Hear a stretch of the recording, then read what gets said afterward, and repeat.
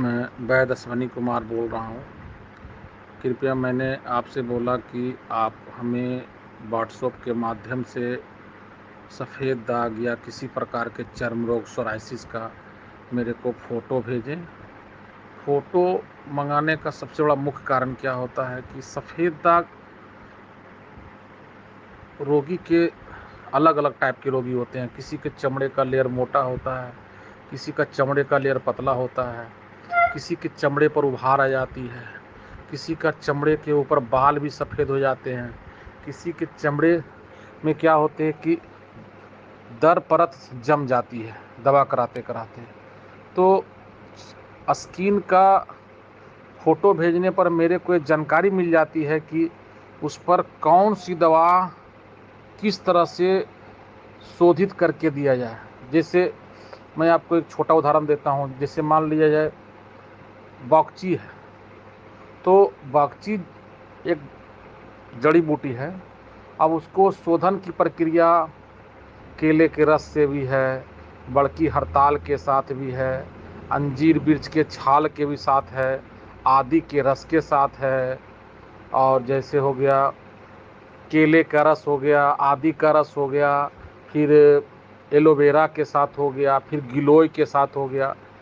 किस रस के साथ किस अवस्था में शोधित किया जाए, किस अवस्था में शोधन करके दवा दिया जाए, उसके अनुसार हमको दवा तैयार करते हैं। उसी प्रकार सोराइसिस में क्या होता है, चर्म रोग में क्या होता है कि जो चर्मो रोग होती है वो 18 प्रकार के कुष्ठ होते हैं, जिसमें जो सोराइसिस होती है उसमें 4-5 प्रकार के होते हैं। जैसे किसी को मंडल होती है, किसी को सोरा होती है, किसी को गजकर्म होती है, किसी को विवादिका होती है, किसी को अर्थराइटिक सोराइसिस होती है।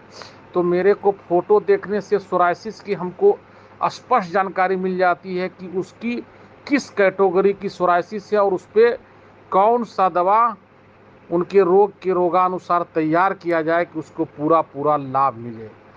जैसे सबसे लास्ट स्टेज जो सोराइसिस होती है वो अर्थराइटिस होती है।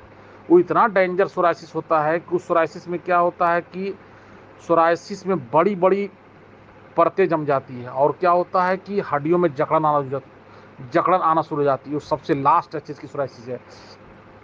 अतः मैं आपसे जो फ़ोटो मांग रहा हूँ कि आप मेरे को व्हाट्सएप से फ़ोटो भेजें। सारी फ़ोटो मत भेजें, आपको किसी भी 1-2 अंक का फ़ोटो जहाँ पर सफ़ेद दाग हो या सोराइसिस हो या चर्म रोग हो, उसका फ़ोटो भेज दें। फ़ोटो भेजने के बाद हम आपको स्पष्ट बतला देंगे कि आपको कौन सा ट्रीटमेंट चल सकता है, कौन सा ट्रीटमेंट नहीं चल सकता है, और आपको आज तक ने आपने दवा करवाया तो आपको फ़ायदा क्यों नहीं मिला, ये सारी जानकारी मिल जाएगी। लेकिन एक चीज़ सच्चाई जान लीजिए कि सफ़ेद दाग में जब तक बढ़ने की प्रवृत्ति रहेगी और जब तक मेलोलिन साइट को एब्जॉर्बेशन नहीं होगा, आप लाख कितना भी इलाज करा लीजिए, मेरी पूरी गारंटी है कि आपका सफ़ेद दाग ठीक नहीं हो सकता है। और सोराइसिस में क्या है, जब तक स्किन को सॉफ्टनेस नहीं हो सकती है, जब तक स्किन जो चमड़ा है वो मुलायम नहीं हो सकता है, तब तक आप कितना भी प्रयास कर ले, आपका सोराइसिस जड़ से नहीं जाएगा। और जड़ से जाने के बाद क्या प्रक्रिया किया जाए कि मेरे को सोराइसिस दोबारा नहीं हो, उसकी सारी जानकारी आपको मैं बताऊंगा। लेकिन पहले मेरे को फ़ोटो भेजें। फ़ोटो भेजने से सारी प्रश्न, सफ़ेद दाग में क्या है, किसी किसी की त्वचा इतनी हल्की होती है कि थोड़ा सा भी दवा लगाने के बाद उसे फोला जलन हो जाती है, और किसी किसी को कितना भी हार्ड दवा देने के बावजूद भी, जैसे बड़की उड़की हड़ताल की जो शोधित करके जो दवा बनाई जाती है वो काफ़ी हार्ड होती है। वो किसी किसी दवा को देने पर वो भी उनकी चमड़े में इतना हार्डनेस रहती है कि वो भी काम नहीं करती है। इसलिए स्किन का फ़ोटो देखने से हमको स्पष्ट पता चल जाता है। इसलिए आप बिल्कुल मत घबराएं, मेरे को फ़ोटो भेजें। मैं आपका सही इलाज करने के बारे में मैं सही जानकारी दे पाऊंगा। अतः आप बिल्कुल मत घबराएं। यदि आप सही तरीके से सही इलाज करवाना चाहते हैं तो मैं वैद अश्वनी कुमार बोल रहा हूं। मैंने 60,000 से ऊपर रोगियों का मेरा स्किन डिजीज पे इलाज का अनुभव है। मैं आपको सही परामर्श दे सकता हूं, सही इलाज के बारे में बतला सकता हूं।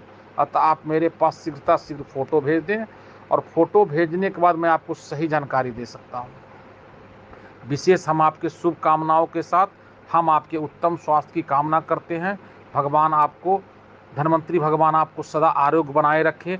आपकी जो भी रोग है वो सदा के लिए कायाकल्प आपका हो जाए, आपका चर्म रोग से हमेशा के लिए छुटकारा मिल जाए, मेरी हार्दिक इच्छा यही है।